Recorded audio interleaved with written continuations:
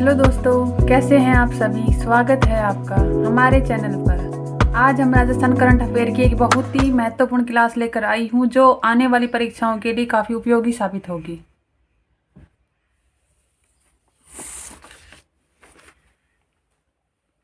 हमारा first question है, जयपुर में राष्ट्रीय हैकाथॉन शील्ड 1.0 का आयोजन कब किया गया है? 29 से 30 दिसंबर 2025 को, 2 दिन।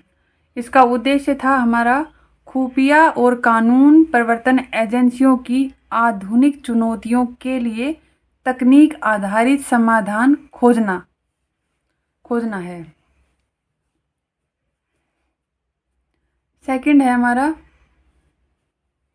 MBM विश्वविद्यालय के प्रोफेसर सुशील सारस्वत को किस अवार्ड से सम्मानित किया गया?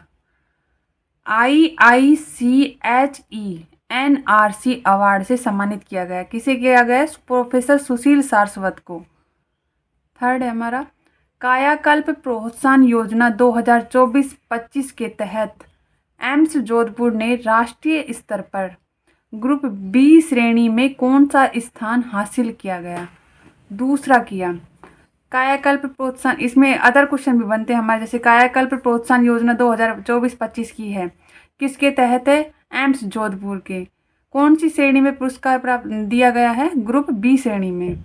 इस योजना की प्रोत्साहन राशि 1 करोड़ रुपए है। मूल्यांकन के आधार पर इस योजना में बेदाग सफाई, इन्फेक्शन नियंत्रण, जैव चिकित्सीय अपशिष्ट का वैज्ञानिक निपटान करना, मरीजों व परिजनों के लिए सुरक्षित और सुखद वातावरण उपलब्ध करवाना है। नेक्स्ट है हमारा, कोटा की गौरांशी शर्मा का संबंध किस खेल से है? बैडमिंटन से है। नेक्स्ट है हमारा, राजस्थानी भाषा का केंद्रीय बाल व युवा साहित्य पुरस्कार 2025 में हिंदी भाषा के लिए बाल साहित्य पुरस्कार 2025 मिला है सुशील शुक्ल को। कहानी थी इनकी 1/12। राजस्थानी भाषा में युवा साहित्य पुरस्कार 2025 मिला है पूनम चंद गोदारा, जो बीकानेर की है। इनकी कविता है अंतसरे आंगणे। हिंदी भाषा के लिए युवा साहित्य पुरस्कार 2025 मिला है पार्वती तिर्की को। इनकी कविता है फिर उगना। 32वां बिहारी पुरस्कार डॉक्टर माधव हाड़ा को पचरंग चोला पहन सखीरी रचना के लिए प्रदान किया गया है। इसमें फिर से देखते हैं, हिंदी भाषा के लिए बाल साहित्य पुरस्कार 2025 है, वो सुशील शुक्ल को मिला है। कहानियां इनकी 1/12। राजस्थानी भाषा में युवा साहित्य पुरस्कार 2025 मिला है पूनम चंद गोदार को, जो बीकानेर की है। इनकी कविता है अंतसरे आंगणे। हिंदी भाषा के लिए युवा साहित्य पुरस्कार 2025 पार्वती तिर्की को, कविता है इनकी फिर उगना। और 32वां बिहारी पुरस्कार मिला है डॉक्टर माधव हाड़ा को। इनकी रचना थी पचरंग चोला पहन सखीरी के लिए प्रदान किया गया है।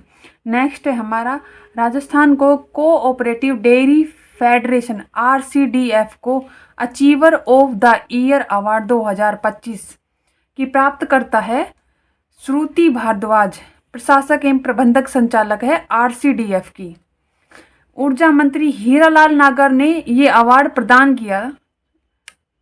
RCDF का टर्नओवर है 10,000 करोड़ रुपए। वित्तीय वर्ष 2024-25 में हुआ है।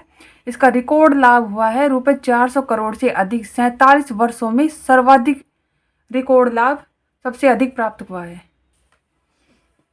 नेक्स्ट है हमारा, ब्लू पोट्री के क्षेत्र में लाइफ टाइम अचीवमेंट अवार्ड किसे मिला? डॉक्टर लीला बोर्डिया को।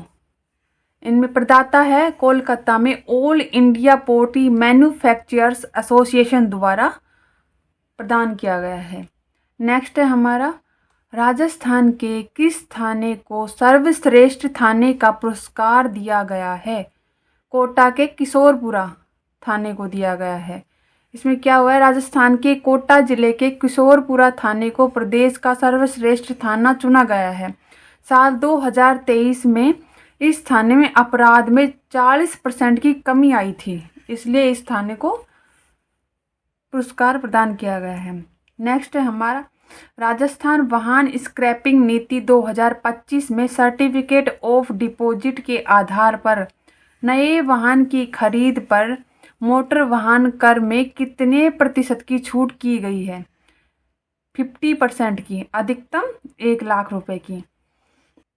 इस नीति में 15 वर्ष से अधिक पुराने सरकारी अनफिट पंजीकरण रहित दुर्घटनाग्रस्त क्षतिग्रस्त अनुपयोगी तथा स्वेच्छा से स्क्रैपिंग हेतु दिए गए वाहनों को चरणबद्ध रूप से स्क्रैप करना है। इस नीति में स्वच्छ पर्यावरण, सड़क सुरक्षा और नई तकनीकी आधारित प्रदूषण रहित वाहनों के उपयोग को प्रोत्साहित करने की दिशा में काम किया गया है। नेक्स्ट है हमारा राजस्थान AIML पॉलिसी 2026 का उद्देश्य क्या है? इसका उद्देश्य क्या है? AI के उपयोग से सार्वजनिक सेवा वितरण को अधिक त्वरित, पारदर्शी एवं नागरिक केंद्रित बनाना, प्रशासनिक दक्षता में वृद्धि करना तथा नवाचार आधारित आर्थिक विकास को प्रोत्साहित करना है। ये नीति लागू हुई है 30 दिसंबर 2025 को। नेक्स्ट है हमारा राजस्थान AIML पॉलिसी 2026 के तहत किस संस्थान की स्थापना का प्रावधान किया गया है? Artificial intelligence centre of excellence का प्रावधान किया गया है। नेक्स्ट है पंचपदरा बालोतरा रिफाइनरी परियोजना की प्रारंभिक अनुमानित लागत क्या थी? 43,129 करोड़ रुपए थी। पंचभद्रा बालोतरा रिफाइनरी परियोजना की प्रारंभिक अनुमानित लागत थी 43,129 करोड़। इस योजना में 9 मिलियन मैट्रिक टन वार्षिक क्षमता की रिफाइनरी सह पेट्रोकेमिकल कॉम्प्लेक्स के रूप में लगाई गई है। राज्य सरकार एवं HPCL के बीच AMOU 18 अप्रैल 2017 को किया गया है। कार्य पूर्ण करने की समय सीमा 31 अक्टूबर 2022 थी। लागत में संशोधन हुआ है। 2 जून 2023 को लागत बढ़ाकर 72,937 करोड़ की गई। फिर द्वितीय लागत संशोधन प्रस्ताव आया 24 जुलाई 2025 को HPCL और राजस्थान रिफाइनरी लिमिटेड के बीच हुआ है। इसकी मूल्यांकन एवं स्वीकृति हुई है। प्रस्ताव का मूल्यांकन मैकॉन लिमिटेड भारत सरकार का उपक्रम के द्वारा किया गया है। कैबिनेट द्वारा द्वितीय संशोधित लागत प्रस्ताव को मंजूरी दी गई है। नेक्स्ट है हमारा पंचपदरा बालोतरा रिफाइनरी परियोजना में राजस्थान सरकार व HPCL की अनुपात में कितनी हिस्सेदारी है? 26:74। संशोधित वित्तीय संरचना में है ऋण की इक्विटी अनुपात है 2:1 है। राज्य सरकार की 26% इक्विटी हिस्सेदारी 6,886 करोड़ रुपए है। नेक्स्ट है राजस्थान सरकार द्वारा चिकित्सा शिक्षा विभाग में कौन सा डिजिटल संवाद मंच शुरू किया गया है? कौन सा शुरू किया गया है? ई-स्वास्थ्य संवाद शुरू किया गया है। इनका उद्देश्य है प्रौद्योगिकी आधारित सुधारों के माध्यम से स्वास्थ्य सेवाओं का सुदृढ़ीकरण करना। नेक्स्ट है शरद महोत्सव 2025 कब और कहाँ मनाया गया? माउंट आबू में 29 से 31 दिसंबर 2025 को मनाया गया। 3 दिवसीय प्रोग्राम था।